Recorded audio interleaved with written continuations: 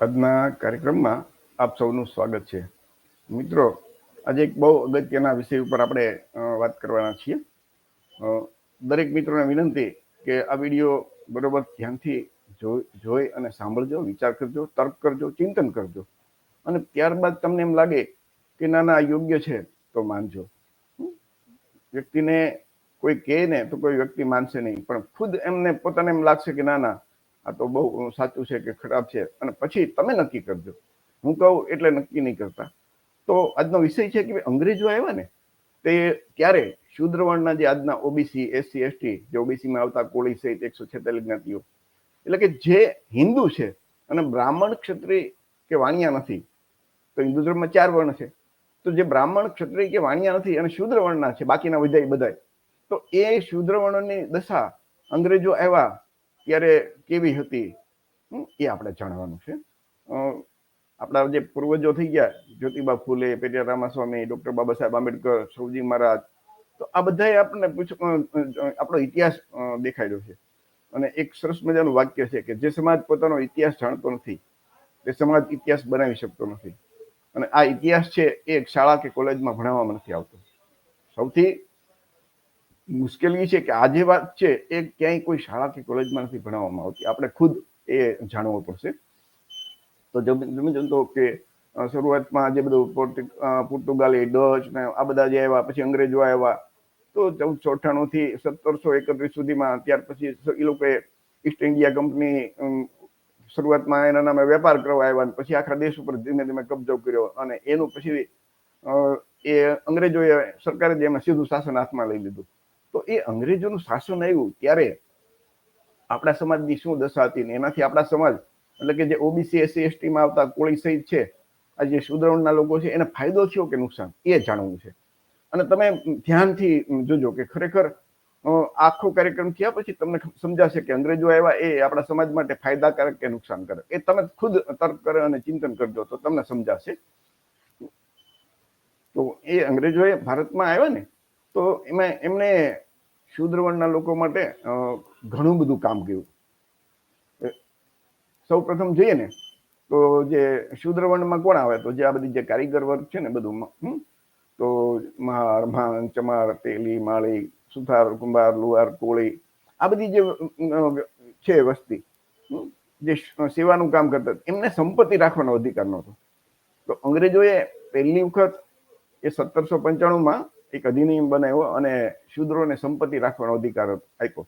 તો એ પહેલા તો જે હિન્દુ ધર્મનું જે મનુસ્મૃતિ નામનું શાસ્ત્ર છે ને, બ્રાહ્મણ ધર્મનું, અને એ ધર્મ મુજબ શૂદ્રોને સંપત્તિ રાખવાનો અધિકાર નહોતો. તો એ તો સેવા જ કરવાની, ગુલામ જ હતા. પણ અંગ્રેજોએ પહેલી વખતે અધિકાર આપ્યો. એક આ તમે જુઓ ને તો ત્રાવણકોર વિસ્તારમાં જે આપણી શૂદ્રવર્ણની સ્ત્રીઓ છે, એમાં નંગેલી જાતિ છે, એમને શરીરનો ઉપરનો ભાગ એ ઢાંકી ન શકતા. એમાં ટેક્સ ભરવો પડતો હતો, સ્ટર્ન ટેક્સ એને કહેવાય. એ તમે જોયું ને તો યુટ્યુબ એના ઘણા બધા વિડીયો છે. તો એ વિચાર કરજો કે ધર્મના નામે આવી પ્રથા, ઈશ્વરના નામે, ધર્મના નામે બ્રાહ્મણોએ આવી પ્રથા કરી હતી કે આપણી મહિલાઓ, માં દીકરી, બહેનો છે, એમને ઉપરના ભાગ શરીર ખુલ્લો રાખવાનો. તો અંગ્રેજોએ 1859માં આ પ્રથા દૂર કરી. ઈશ્વર અને ધર્મના નામે આપણી માતા બહેનોનું જે શોષણ થયું છે એ કલ્પનાથી બહાર છે. એ હદ સુધી શોષણ થયું છે કે તમે વિચારી પણ ન શકો. શુદ્ધિકરણ પ્રથા. તો આપણા જે યુવાનો છે એ સમયના, તો એને જ્યારે લગ્ન થાય ને, તો લગ્ન પછી જે પરિણા પછી જે શૂદ્રવર્ણની મહિલા હોય, જે નવોઢા દંપતીની જે મહિલા, એ બ્રાહ્મણને ત્યાં 3 રાત્રિ રોકવાનું, અને બ્રાહ્મણ એનું શુદ્ધિકરણ કરે. વિચાર કરજો, છોકરાએ નહીં રોકાવાનું, બ્રાહ્મણના ઘરે એ છોકરીએ રોકાવાનું, મહિલાએ રોકાવાનું. અને ધર્મ અને ઈશ્વરના નામે બળાત્કાર કરવાની આ બ્રાહ્મણોની પ્રથા. વિચાર કરજો. એના પણ તમને જોવો ને તો એ સોશિયલ મીડિયામાં ઘણા બધા યુટ્યુબમાં વિડીયો છે. તમે આપણી કંપારી છૂટી જાય કે આપણી માતા બહેનોના ઉપર આ લોકોએ ઈશ્વર અને ધર્મના નામે કઈ હદ સુધી અન્યાય, અત્યાચાર કરેલો.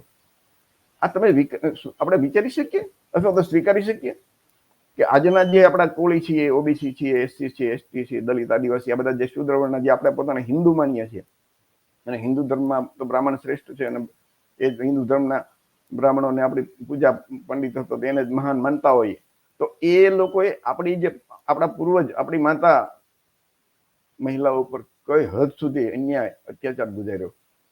3 રાત ત્યાં રોકાવાનું, અને આ ધર્મના નામે બળાત્કાર પ્રથા, વિચાર તો કરજો.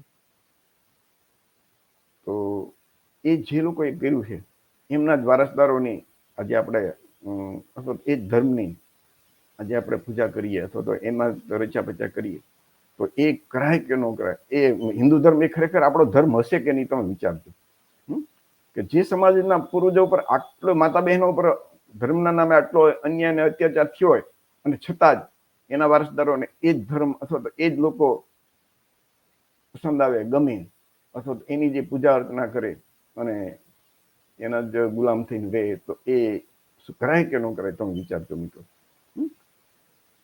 અંગ્રેજો એવા પહેલા સમાન ન્યાય વ્યવસ્થા નહોતી, મનુસ્મૃતિ મુજબ ન્યાય વ્યવસ્થા હતી. બ્રાહ્મણને સૌથી ઓછો દંડ, પછી ક્ષત્રિયનો વારો, પછી વૈશ્યનો, અને શૂદ્રનો સૌથી વધારે દંડ. એ તમે મનુસ્મૃતિ વાંચજો, એ સમાન કાયદાનું. અત્યારે તો ડોક્ટર બાબા સાહેબ આંબેડકરનું બંધારણ ચાલે છે, એ મુજબ દેશ ચાલે છે, પણ એ સમયે મનુસ્મૃતિ મુજબ દેશમાં આપણું શાસન ચાલતું હતું, અને શૂદ્રોને મનુસ્મૃતિ મુજબ ન્યાય મળતો. તો એમાં બધાને અસમાનતા હતી. શૂદ્રો માટે તેમ કહીને કે નરકાગાર સમાન હતું. હા, તો એ અંગ્રેજોએ પહેલી વખત સમાન ન્યાય વ્યવસ્થા બનાવી. વિચાર કરજો. કન્યા હત્યા ઉપર રોક, તો એ સમયમાં દીકરીઓ બહુ જ લાગતી હતી, એટલે એને અફીણ પાઈ મારી નાખતા, તો ખાડો ખોદીને એમાં જીવતી દાટી દેતા. તો એ જે પ્રથા હતી, ક્રૂર પ્રથા, એના ઉપર આ બધી જે સામાજિક કુરિવાજો હતા એના ઉપર અંગ્રેજોએ પ્રતિબંધ મૂક્યો અને એના કન્યા હત્યા ઉપર રોક લગાવી. શિક્ષણનો અધિકાર જ નહોતો શૂદ્રવર્ણના લોકોને. તો અંગ્રેજો આવ્યા ત્યારે શૂદ્રવર્ણના જે આજના આપણા કોળી, ઓબીસીમાં આવતી 146 એસસી એસટી જે શૂદ્રવર્ણમાં આવતા હતા, એટલે કે બ્રાહ્મણ, ક્ષત્રિય અને વૈશ્ય જે નહોતા અને હિન્દુ હતા, એમાંથી એક પણ વ્યક્તિને ભણવાનો અધિકાર નહોતો. એટલે હિન્દુ ધર્મના શાસ્ત્રોમાં તમે જોયું ને કે એકલવ્યનો અંગૂઠો કાપી લીધો, ચંબુકનો વધ કર્યો ભગવાન રામે, એટલા માટે કે એ ભણવાનો અધિકાર જ નહોતો, અને છતાં એ ભણવાની કોશિશ કરતો હતો, એટલે એનું માથું કાપી નાખ્યું. આવું શાસ્ત્રોમાં, એટલે હિન્દુ ધર્મના પુસ્તકોમાં, શાસ્ત્રોમાં લખ્યું છે. એકલવ્યનો અંગૂઠાની વાત તમે સાંભળી હશે. તો એ તો હિન્દુ ધર્મમાં શૂદ્રોને ભણવાનો અધિકાર જ નહોતો. તો અંગ્રેજોએ દરેકને શિક્ષણ મળે એવી વ્યવસ્થા કરી. જો આ મોટું ક્રાંતિકારી પરિવર્તન કહેવાય.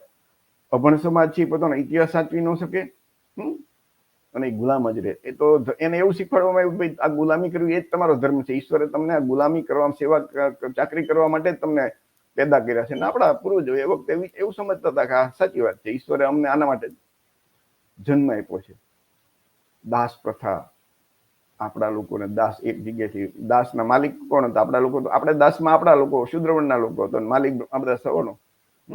તો એક ટોળું વેચીને માણસની વેપાર કરતા. આ જે દાસ પ્રથા હતી ને, એ અંગ્રેજોએ એનો અંત લાવ્યા કાયદો દ્વારા. પછી ક્રૂર રીતે હત્યા કરવાની પ્રથા હતી, અને નરબલીના નામે હિન્દુ ધર્મના શાસ્ત્રોમાં નરબલીનો પણ મહિમા છે. તો શૂદ્રવર્ણના ક્યાંક યુવાનું કોઈ એવું લાગે ને કે આ થોડોક શક્તિશાળી છે, અથવા તો કંઈક કોઈક દિવસ ક્યાંક સામો પડેલો છે, તો આ બધી ધર્મના, ઈશ્વરના નામે એનું બલિદાન આ લોકો લઈ લેતા કે ભાઈ ઈશ્વરને એવી વાણી આવી છે ને કે આમ કરીશ તો જ આપણા ગામનો કે ઉદ્ધાર થશે, પાણી નીકળશે, ને આ થશે ને તે થશે, એવું બધું કરીને એને મારી નાખવા માટે અને ક્રૂર રીતે મારવાની જે પ્રથા હતી, અંગ્રેજો એના ઉપર રોક લગાવ્યો. નરબલી ઉપર રોક લગાવ્યો. એટલે કે આ જે ક્રૂર રીતે જે નરબલીની પ્રથા જે હતી એના ઉપર અંગ્રેજોએ રોક લગાવ્યો. પ્રથમ બાળક છોકરો હોય ને તો ગંગાને દાનમાં આપવાનો. આ વિચાર કરજો. તમારી કંપારી છૂટી જાય, આપણા દીકરા દીકરીના લગ્ન થાય અને પ્રથમ બાળક છોકરો આવ્યો હોય તો એને ગંગા નદીમાં બહાવી દેવાનું. તો વિચાર તો કરજો. આપણું ઘરમાં નાનું બાળક હોય અને એને કોઈ દિવસ એવો આમ વિચાર આવે તો આપણને કંપારી છૂટી જાય તો ધર્મ અને ઈશ્વરના નામે બ્રાહ્મણોએ આવી વ્યવસ્થા કરી. તો શૂદ્રના ઘરે જે આજના શૂદ્રો છે ને એના પૂર્વજો પર કેવો અત્યાચાર થયો તો વિચાર કરજો. ધર્મ અને ઈશ્વરના નામે આ બ્રાહ્મણ પંડિતોએ કે જે પ્રથમ બાળક હોય તો થોડુંક મજબૂત હોય તો એટલે કે તંદુરસ્ત રહે તો એને મારી નાખવાનું ધર્મ ને ઈશ્વરના નામે, જેથી ભવિષ્યમાં એમ કે એ આ જે બ્રાહ્મણવાદી વ્યવસ્થા છે એની સામે કોઈ દિવસ પડે નહીં. પ્રથમ દીકરી હોય કે છોકરી હોય તો એને મારો નહીં, અને બીજો કે ત્રીજો છોકરો હોય એમ કે પ્રથમ દીકરી બીજો છોકરો હોય તો એનો વાંધો નહીં, કેમ કે છોકરાઓ એમ કે એ તો નાની ઉંમરમાં લગ્ન થતા, તો પ્રથમ બાળક હોય ને એ જ મોટા ભાગે મજબૂત હોય. બીજા ત્રીજા સંતાન એટલા મજબૂત ન હોય એને પૂરતું, કેમ કે એ સમયમાં તો શૂદ્રના લોકોને ખાવાનું પૂરતું મળતું નહોતું, કોઈ પૌષ્ટિક આહાર નહોતો મળતો, તો એ બધા કેટલા નબળા અને દુર્બળ હશે. તો એ છતાં એનો પેલું બાળક છે એ ગંગામાં નાખી દેવાનું અને સમજાવે એવું કે ભાઈ તમે પ્રથમ બાળક ગંગામાં દાન આપી દેશો તો તમારા એ કુટુંબને પુણ્ય મળશે, તમારું આખું કુટુંબ તરી જશે ને એને સ્વર્ગ મળશે ને આ તેને એવી બધી કાલ્પનિક વાતો કરી. તો વિચાર કરજો, આ તમને જે ધર્મે આવી વ્યવસ્થા કરી હોય એ ધર્મને આપણે એનો ઠેકો લઈને દોડતા હોય તો આપણે વિચાર તો એક વખત આવે કે નહીં? આ તો અંગ્રેજોએ બંધ કરાવ્યું નહીં કર, કેવી દશા વિચાર કરજો. અને આપણા લોકોને ઈશ્વર અને ધર્મના નામે સમજાવ્યું તો આપણા લોકો એ માની જતા. આપણા લોકોને ખુરશી ઉપર બેસવાનો અધિકાર નતો, વિચાર કરજો. અને તમે જોજો ને મોટી ઉંમરના કોઈ 80-90 વર્ષની કોઈ આપણા સુધરવાના લોકો એને પૂછજો કે આઝાદી પહેલા આપણા લોકો આ બધા સવર્ણોની સામે ખુરશી ઉપર બેસતા, ખાટલા ઉપર બેસી શકતા? ગામડામાં એ લોકો આવે એટલે આપણો ખાટલો હોય, આપણું ઘર હોય, ઝૂંપડી હોય, તો આપણે હેઠું બેવાનું જમીન ઉપર ને એને ખાટલા ઉપર બેહવા દેવાનું.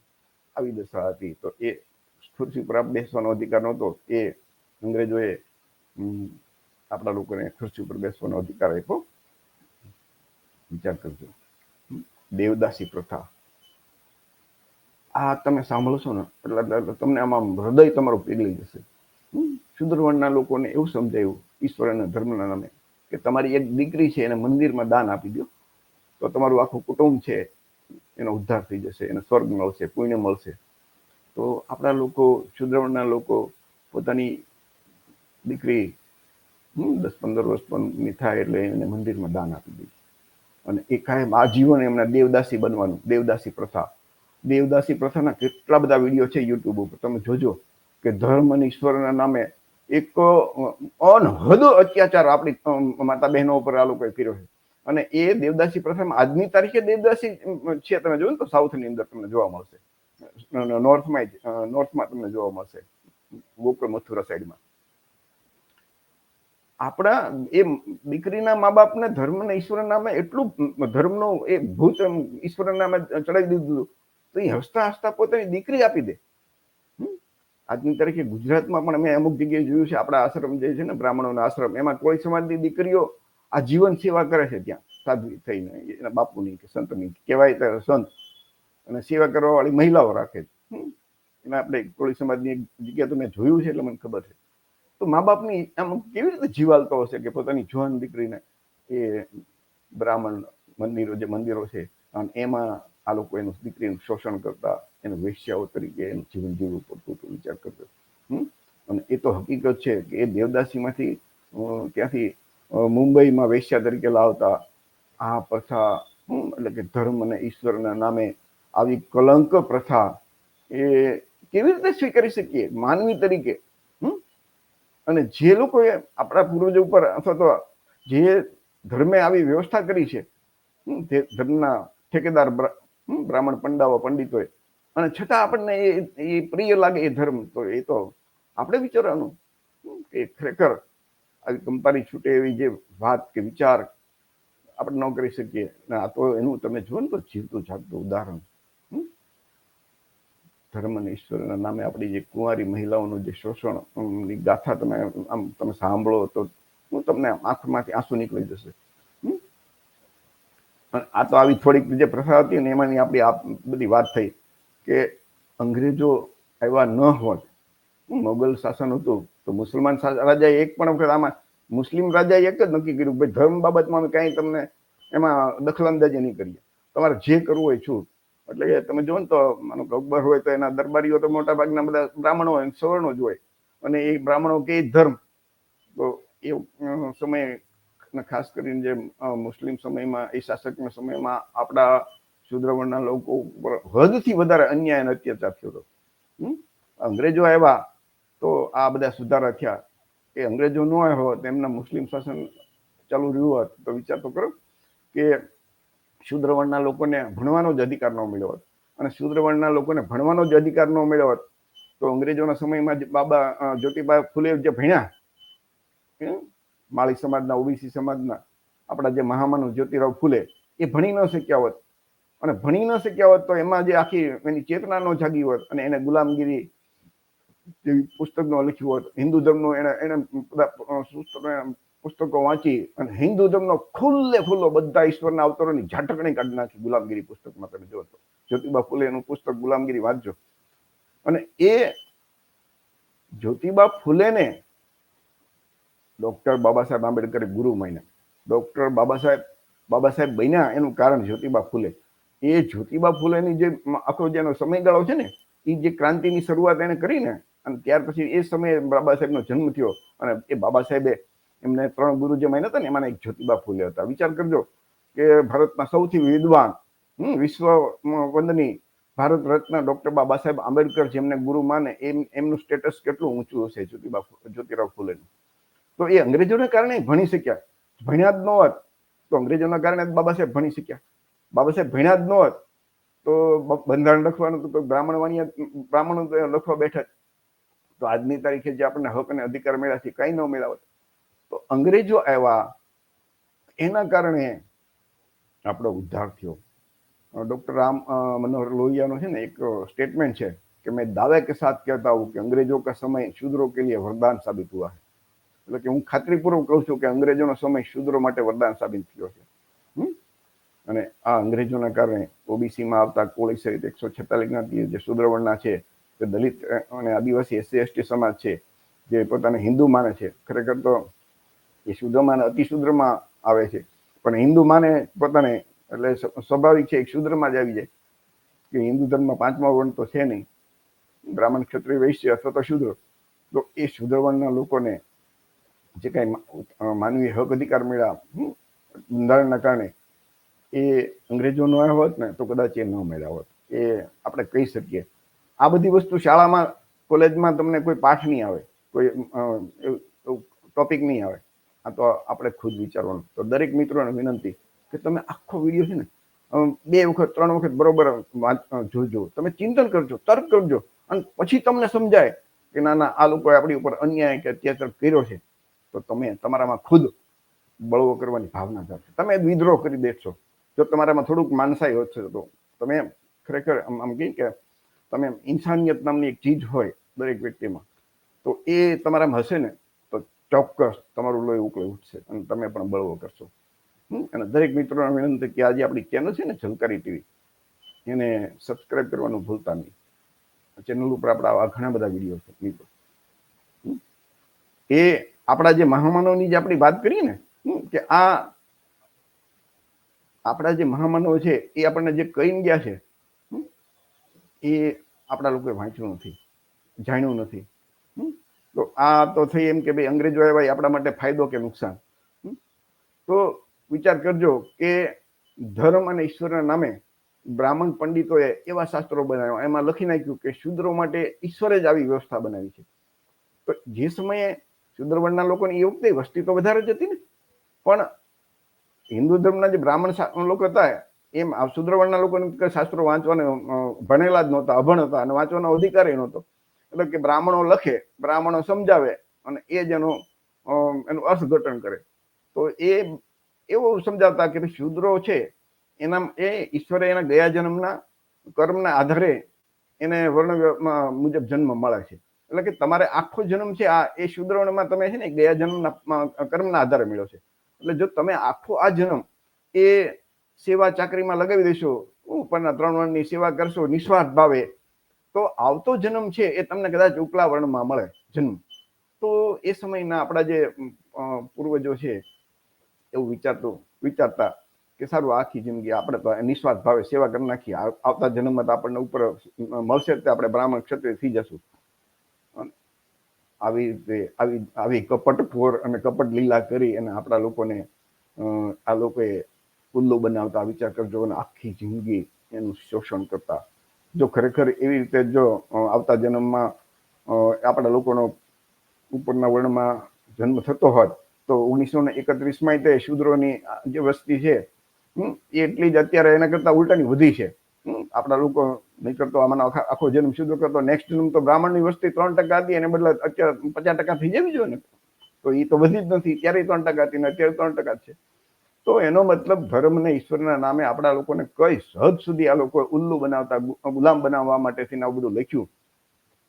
તો જે સમાજ ઉપર ધર્મના અને ઈશ્વરના નામે આટલો અન્યાય અત્યાચાર થયો હોય, અને છતાં આજના જે શૂદ્રવર્ણના આપણા જે કોળી, ઓબીસી, એસસી, એસટી જે પોતાને હિન્દુ માને છે અને હિન્દુ ધર્મનો ઠેકો લઈને ફરતા હોય છે, એમને આ ધર્મ પ્રિય લાગતો હોય તો એવી પ્રજાનો ઉદ્ધાર કોણ કરી શકે? વિચાર કરજો તમે ખુદ. હું કહું એટલે માનતા નહીં, પણ તમે ખુદ વિચાર કરજો અને ચિંતન કરજો.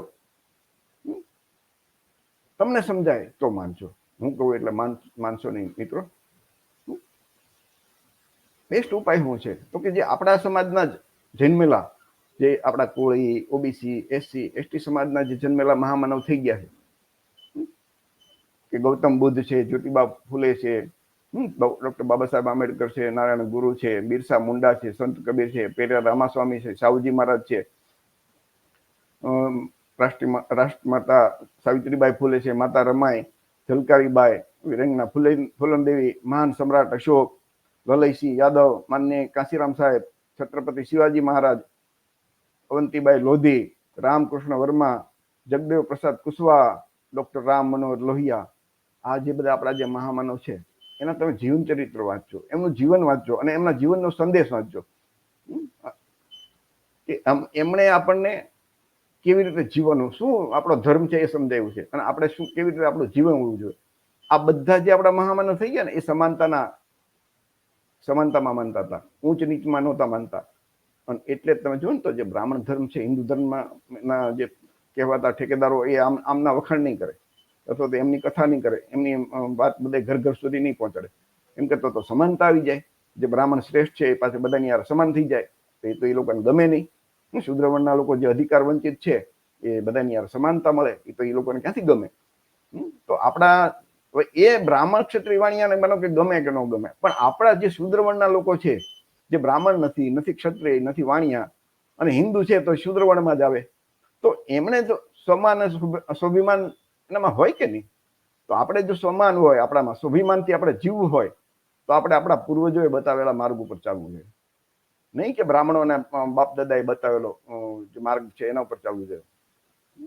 આપણા જે એક વિચારક છે, બામસેપના રાષ્ટ્રીય અધ્યક્ષ માનની વામન વેસરમ સાહેબ, એમનો એક સરસ મજાનો વિડીયો છે કે બ્રાહ્મણો જે સમાજ, કે તમે તમારા બાપને બાપ માનો, બ્રાહ્મણોના બાપને બાપ શા માટે માનો છો? બીજાના બાપને બાપ માનશો તો કે તમારો ક્યાંથી ઉદ્ધાર થશે?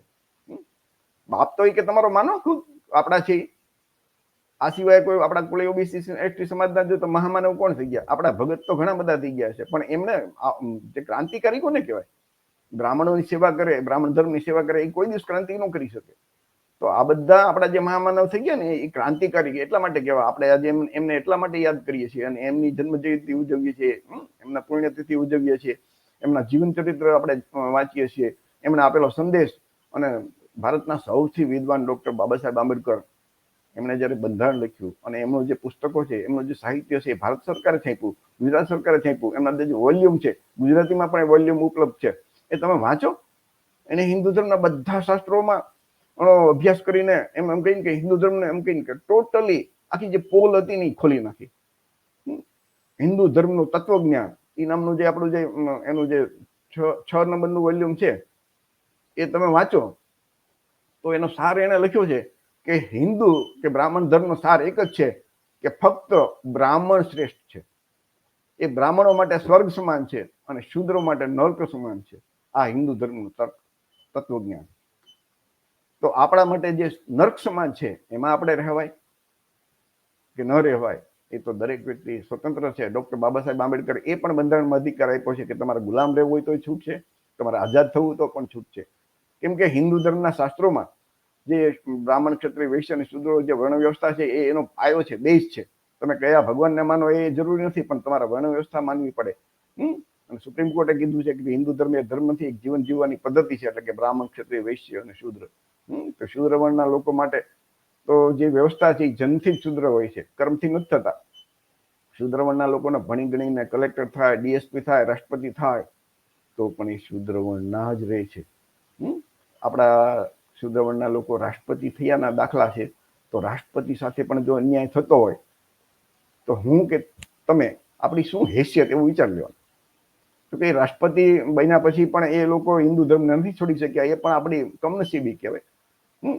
એમ કહે છે કે ભાઈ અમે બાબા સાહેબને કારણે રાષ્ટ્રપતિ બન્યા, પણ એ જ પાછા એ હિન્દુ ધર્મનો ગુલામી એમની પણ એ નથી છૂટી શકતી. કેમ કે એ વિચાર એને આવતા નથી. અને આ ગુલામી છોડવા માટે, આ તર્ક કરવા માટે, આ ચિંતન કરવા માટે અભ્યાસની જરૂર નથી, ભણવાની જરૂર નથી. ભણેલા ગણેલા ગુલામી કરતા હોય. અને હાવ અભણ માણસને પણ જો આજની આ વાત સમજાઈ જશે તો એનું લોહી ઉકળી ઉઠશે અને એ પોતે બળવો કરશે. અને જે આપણા બાપ દાદાએ જે માનવતાનો માર્ગ અપનાવ્યો છે, માનવતાનો જે માર્ગ બતાવ્યો છે, માનવ ધર્મ, એનું તરફ ચાલશે. તો ફરીથી મિત્રો, આજના કાર્યક્રમ આપણે અહીંયા પૂરો કરીએ છીએ. દરેકને મિત્રોને વિનંતી કે આપણી જે ચેનલ છે ઝલકારી ટીવી એને સબસ્ક્રાઇબ કરજો, તમારા મિત્રોને આ વિડીયો દેખાડજો. હિન્દુ ધર્મનો જે પણ લોકો બહુ વખાણ કરતા હોય ને તેને પૂછવાનું, કહેવાનું કે જો હિન્દુ ધર્મના નામે, ધર્મ ને ઈશ્વરના નામે આપણી મા, બેન, દીકરીઓ ઉપર, આપણા પૂર્વજો ઉપર આ લોકોએ, આ તો થોડાક નમૂનાના અત્યાચાર છે. બાકી તમે મનુસ્મૃતિ એક વખત વાંચજો. જેને હિન્દુ ધર્મનો બહુ અભિમાન હોય ને એને મનુસ્મૃતિ નામનું પુસ્તક વાંચી લેવું. ગુજરાતીમાં પણ છે અવેલેબલ, અથવા તો પીડીએફ પણ ગુજરાતીમાં તમને ગૂગલમાં તમને મળી જશે. એ તમે વાંચજો. તમારે હિન્દુ હોવાનું બધું જે અભિમાન છે ને એ પાણીમાં મળી જશે. સામાન્ય બુદ્ધિવાળી વ્યક્તિ જો એક વખત મનુસ્મૃતિ વાંચી લે તો એ પોતાને મોઢું એનું હિન્દુ કહેતા એને શરમ લાગશે. એ હદ સુધી શૂદ્ર વર્ણના લોકો માટે કેટલું ખરાબ લખ્યું છે. અત્યારે આપણને કોઈ આપણા સમાજ વિશે, માનો કે કોળી સમાજ છે, હું પોતે કોળી સમાજમાં જન્મ છું, તો કોળી સમાજ વિશે કોઈ જ્ઞાતિ વિશે ખરાબ બોલે તો આપણું લોહી ઉકળી ઉઠે.